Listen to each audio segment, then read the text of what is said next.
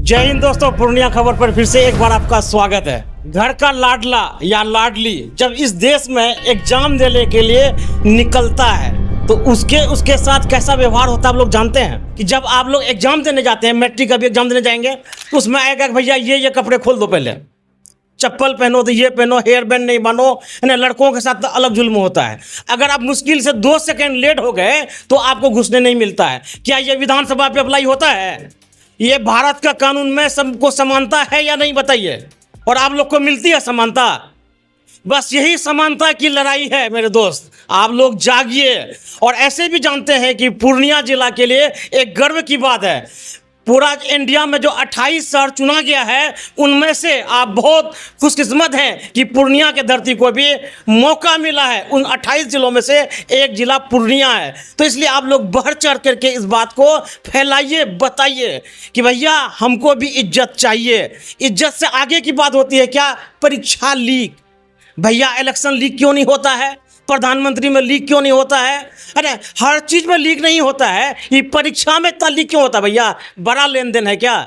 तो यही बात आप लोग को बताना है। और यहाँ पे जो सज्जन है, जो बाहर से आए हैं, जो इसका नेतृत्व करें, इनसे आप डायरेक्ट क्वेश्चन पूछिए पूर्णिया खबर के कैमरे के सामने कि भैया आप लोग भी जो आए हैं क्या करने के लिए आए हैं? आप क्या दिलाने वाले हैं? क्या गारंटी है कि अगले साल जब हम मैट्रिक एग्जाम देने जाएंगे तो वहाँ पर हमें कोई भी परेशानी नहीं होगी? तो आप लोग मेरा कर रहे हैं, इसलिए मैं बहुत धन्यवाद देता हूँ कि आप लोगों ने अपने कीमती वक्त में से मुझे समय दिया।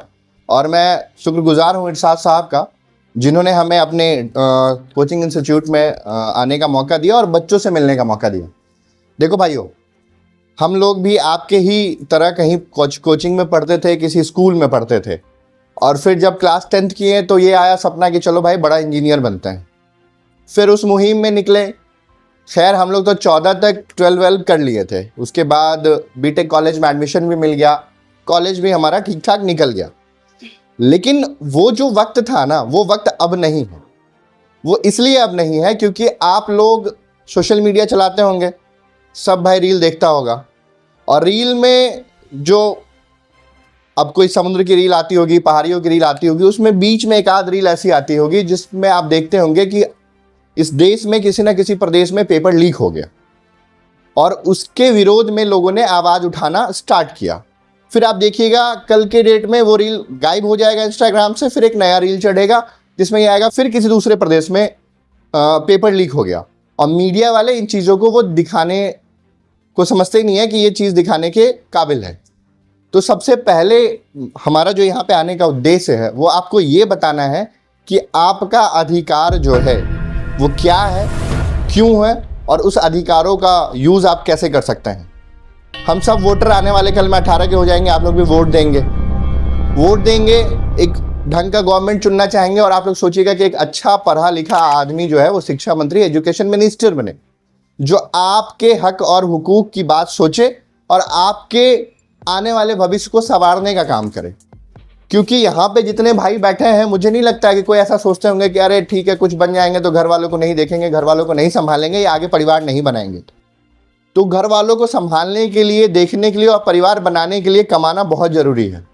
और आप नहीं कमाएंगे तो आप देखिएगा कि घर वाला थोड़े दिन के बाद गलियाना स्टार्ट कर देता है, साला बेरोजगार है, कोई काम नहीं करता है, 10 तरीके की बातें होती हैं। आखिर वो बेरोजगारी आ कहाँ से रही? नौकरी है नहीं, आप कितना भी तैयारी कर लीजिएगा नौकरी आपको मिलेगी नहीं, आप बेरोजगार बनिएगा। नीट जैसा परीक्षा जो पूरे देश से 22 से 24 लाख बच्चे हर साल अपेयर होते हैं, और उसमें लिमिटेड सीट है 80 से 90 हज़ार। आखिर इतना पैसा जब देश में इतना ये जो भाजपा गवर्नमेंट कह रही है कि हमने ये इंफ्रास्ट्रक्चर बनाया, वो बनाया, 10-20 और ज़्यादा कॉलेज खोल लेते हैं, उससे और सीट बढ़ती तो आप में से 2 बच्चे जहाँ जा रहे हैं वहाँ 4 बच्चे जा सकते थे। इस भाई से मैं मिला, इससे मैंने पूछा कि आप क्या बनना चाहते हैं? इन्होंने कहा कि मैं यूपीएससी करूँगा। तो हम कहें भाई पेपर लीक हो जाएगा तो क्या कीजिएगा? इन्होंने कहा कि दूसरा परीक्षा का तैयारी करेंगे। फिर मैंने कहा वो भी लीक हो जाएगा तो क्या कीजिएगा? तो अभी नहीं सोचे। तो आप एक बात समझिए कि एक घर में पानी अगर यहाँ से चूने लगेगा तो कल हम दूसरे कमरे में चले जाएंगे, वहाँ से भी पानी चूहेगा, तीसरे कमरे में चले जाएंगे, वहाँ से भी चूहेगा, चौथे कमरे में चले जाएंगे। ऐसे हमारा टाइम खराब हो जाएगा। हम अगर आज इसको रिपेयर कर लेंगे तो हमें कहीं जाने की ज़रूरत नहीं पड़ेगी। हम यहीं के यहीं रह के अपने आप को ठीक से एक अच्छी ज़िंदगी दे सकते हैं। तो ये जो लड़ाई है ना मेरे भाई, ये लड़ाई ऑनलाइन हम लोग अभी कोशिश कर रहे हैं कि लड़ी जाए, क्योंकि हर आदमी का सड़क पे आना उचित नहीं है और इतने मूवमेंट को हम लोग भी कंट्रोल नहीं कर सकते हैं जितना छात्र पूरे देश में गुस्सा है। आपने एक पार्टी का नाम सुना होगा, कॉकरोच जनता पार्टी। सबने सुना है। उनका क्या मुद्दा है? पेपर लीक से लड़ाई। लेकिन वो जंतर मंतर बैठे हैं, आप तो नहीं जा सकते हैं उनके पास, लेकिन हम लोग आपके पास आए हैं। हम लोग कोई कॉकरोच जनता पार्टी के लोग नहीं हैं। हमारे कहने का मतलब है कि जो बेहतर शिक्षा व्यवस्था बनाने की लड़ाई लड़ने के लिए अगर तैयार है तो हमें उनका साथ देना है और उनके साथ खड़े होके लोगों से सवाल पूछना है कि हमारे लोगों ने आपको वोट दिया, आपकी सरकार बनी, आप शिक्षा मंत्री बने, तो हमारे हक और हुकूक की लड़ाई के वजह ये पेपर लीक क्यों हो रहा है। इन्हीं सब मुद्दों को लेकर के आज आपके बीच आए हैं और मुझे लगता है कि सारे भाइयों के पास ये पर्चा पहुंच गया हो। इस पर्चा में अमूमन 3 बात जो है ना वो हमने हाईलाइट किया है। पहला बात जो है, पेपर लीक मुक्त परीक्षा जवाबदेही व्यवस्था बने, जिस व्यवस्था में अगर आप एग्जाम देते हैं तो ये गवर्नमेंट सुनिश्चित करे कि वो एग्जाम का पेपर लीक नहीं होगा। इससे मुझे नहीं लग रहा है कि कोई भाई ये सोच रहे होंगे कि अरे ठीक है पेपर लीक हो गया तो साला कोई बात नहीं है, फिर दोबारा एग्जाम दे देंगे। ऐसा कोई चाहते हैं क्या? आप लोग कितना मेहनत करते हैं 10वीं क्लास में, पूरे साल मतलब 8, 9, 10th आप पढ़ के 10th का एग्जाम देते हैं, अब पता चलेगा 10th का एग्जाम का पेपर लीक हो गया, कितना बुरा लगेगा? लगेगा कि नहीं लगेगा? लगेगा ना भाई। अब सोचिएगा ना कि एग्जाम दिए, फिर से पढ़ना पड़ेगा 2 महीना, और 2 महीने में तो आप 11th का पढ़ाई कर सकते थे। इसी तरीके से कोई भी परीक्षा हो सुचारू रूप से हो और तरीके से हो। और दूसरा जो हमारा मांग है, ये जो भ्रष्ट शिक्षा मंत्री है उसका इस्तीफा, क्योंकि ये बहुत जरूरी है। 2024 में भी नीट का पेपर लीक हुआ, 25 में भी हुआ, 26 में भी हुआ। 3 साल से लगातार नीट का पेपर लीक हो रहा है और उसकी जिम्मेदारी और जवाबदेही कोई नहीं ले रहा। घर में अगर दाल में ज़्यादा नमक हो जाता है तो हमारी अम्मी या हमारी बहना की जिम्मेदारी लेती है ना कि गलती से ज़्यादा नमक डल गया। ये 3 साल से देश का पूरा शिक्षा व्यवस्था बेहाल करके रखे हुआ, कोई जिम्मेवारी लेने को तैयार नहीं। और आज तक बहुत आसान है, आप बाथरूम में भी रहिएगा तो आजकल लोग चला रहे हैं बाथरूम में फ़ोन से ट्वीट कर देते कि हाँ हमारी गलती है, हमसे गलती हो गई। उन्होंने आज तक एक शब्द नहीं बोला। और तीसरा जो हमारा मामला है वो हर परीक्षा, भर्ती और वार्षिक कैलेंडर जारी हो। हम लोगों का ये मांग है कि साल के पहले महीने में, जैसे अप्रैल से नया सेशन स्टार्ट होता है, पहले महीने में ये सुनिश्चित हो जाए कि पूरे साल में इतने एग्जाम्स होंगे और इस तारीख को होंगे, चाहे वो बीपीएससी हो, यूपीएससी हो, नीट हो, एसएससी हो, या जो भी क्लास 10th का एग्जाम हो या 12th का एग्जाम हो। उस दिन सुचारू रूप से बच्चों को चलने के लिए रोड पे कम वाहन, जो इमरजेंसी व्हीकल्स है बस वही चले, बाकी रोड खाली रहे। आप देख रहे होइएगा रील्स पे, आप लोग क्या आता होगा कि बच्चे सेंटर के बाहर 2 मिनट लेट पहुंच रहे हैं, उनको एंट्री नहीं मिल रहा है। वो बच्चे रो रहे हैं, उनके परिवार रो रहे हैं। 500 यहाँ से आप पटना जाते हैं, 400 किलोमीटर है आपका पटना, अब वहाँ जाइएगा 2 मिनट बस आप लेट हो जाइएगा और आपको एग्जाम सेंटर के अंदर नहीं घुसने दिया जाएगा। कितना बुरा लगेगा, क्या बीतेगा आपको? क्योंकि वो एग्जाम फिर अगले साल होगा और अगले साल क्वेश्चन का क्या पैटर्न होगा वो किसी को पता नहीं, क्योंकि ये सब लोग बिके हुए हैं, पैटर्न भी इन्हीं के हिसाब से चलता है। तो ये वार्षिक कैलेंडर अगर गवर्नमेंट जारी करती है तो हमें ये पता होगा कि किस डेट में हमारा एग्जाम है। रोड पे कम भीड़ होगी, वहां जहां आप जाएंगे, अगर आप होटल में रुकते हैं तो उस होटल की हैसियत 500 रुपए की है तो उसका कमरा 500 रुपए में ही मिलना चाहिए, वो ना कि 5000 में मिलना चाहिए। एग्जाम से एक दिन पहले सर आपने देखा होगा, आपको बच्चे बताते होंगे कि जो 1000 का कमरा है वो 5000 वसूल रहे हैं। मिलता भी नहीं है। हाँ। और बच्चों को प्लेटफॉर्म पे सोना पड़ता है। आप इस देश के अर्थव्यवस्था को सींच रहे हैं और आप ही प्लेटफॉर्म पे सोइएगा तो ये आपके साथ न्याय नहीं हो रहा है ना। तो आपको अपनी लड़ाई खुद लड़नी है। इसमें कोई हम सद्दाम भाई या सर, ये हम आपको बता ही सकते हैं। बचपन में माँ बाप ने बोलना सिखाया तो आज हम बोल रहे हैं ना।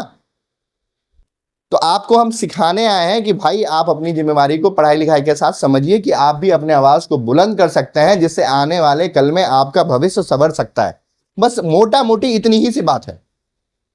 और इसके लिए, इस कैंपेन का हिस्सा बनने के लिए आप लोगों से मैं रिक्वेस्ट करूंगा कि इसको घर ले जाइए। मुझे नहीं लगता कि आप सब लोगों के पास फ़ोन होगा और इस एज में ज़्यादा फ़ोन नहीं भी चलाना चाहिए, ये हम लोगों का भी मानना है। क्योंकि क्लास 10th जो है वो बेस है। क्लास 10th के बाद मोस्टली बच्चों को फ़ोन मिल जाता है क्योंकि बच्चे बाहर जाते हैं, और हम लोग को तो 12th क्लास तक नहीं मिला था। तो इसको घर ले जाएंगे और इसको स्कैन करेंगे और स्कैन करके कुछ डिटेल्स मांगा जाएगा, जैसे आपका नाम क्या है, आप किस एरिया के रहने वाले हैं और आप किस चीज़ की तैयारी कर रहे हैं और आने वाले कल में आप क्या बनना चाहते हैं। ये जो पूरा डेटा हमारे पास आएगा, इसको हम लोग संसद में हमारे जो नेता राहुल गांधी जी हैं वो पूछेंगे सवाल। क्योंकि आपने देखा होगा कि सवाल कोई पूछता है तो सरकार के लोग आके कहते हैं कि अरे कोई दिक्कत ही नहीं है, कोई सवाल ही नहीं पूछ रहा है, किसी को मतलब ही नहीं है। तो आप लोग सवाल पूछेंगे तो हम लोग उनसे वहां सवाल पूछेंगे, क्योंकि आप शिक्षा मंत्री से तो हम नहीं मिल सकते हैं, तो आप लोग कैसे मिल पाइएगा। तो जो मिल सकता है उसके पास एक डेटा होना चाहिए जिससे वो उसका सवाल पूछ सके और वो आपकी लड़ाई लड़ सके। यहां कोई बात प्रधानमंत्री बनने की, मुझे विधायक बनने की, इनके सांसद बनने की नहीं है। यहां बात यह है कि आप में से 5-7 बच्चे IAS बने, 5-7 बच्चे IPS बने, 8-10 बच्चे अच्छे सर्जन बने, 8-10 बच्चे अच्छे न्यूरो बने, 8-10 बच्चे टीचर बने जो सर जैसे आप लोगों को पढ़ा रहे हैं वैसे पढ़ाएं और आप लोगों से ही देश है बॉस। मेरी स्कूलिंग नवोदय विद्यालय से है, 1986 में उसकी स्थापना की गई थी कि अमीर के बच्चे बहुत बड़े कैंपस में पढ़ते थे और गरीब के बच्चे नहीं पढ़ पाते थे। फिर वो नवोदय विद्यालय के स्कूल बना, उसका एंट्रेंस का एक प्रोग्रामिंग बना और मैंने पास किया और मैंने वहाँ से पढ़ाई करी और आज मैं बहुत खुश हूँ, क्योंकि वहाँ मेरा हक था। हमने हक और हुकूक की लड़ाई लड़ी और हम वहाँ तक पहुँचे और पढ़ के आए। तो आप लोगों को भी बस मैं इतना ही रिक्वेस्ट करूँगा, ज़्यादा वक्त नहीं लूँगा, आप लोग अवेयर हो जाइए और जितना जल्दी अवेयर हो जाएंगे उतना जल्दी आप अपने अचीव को, अपने गोल को टारगेट करके उसको पा पाएंगे।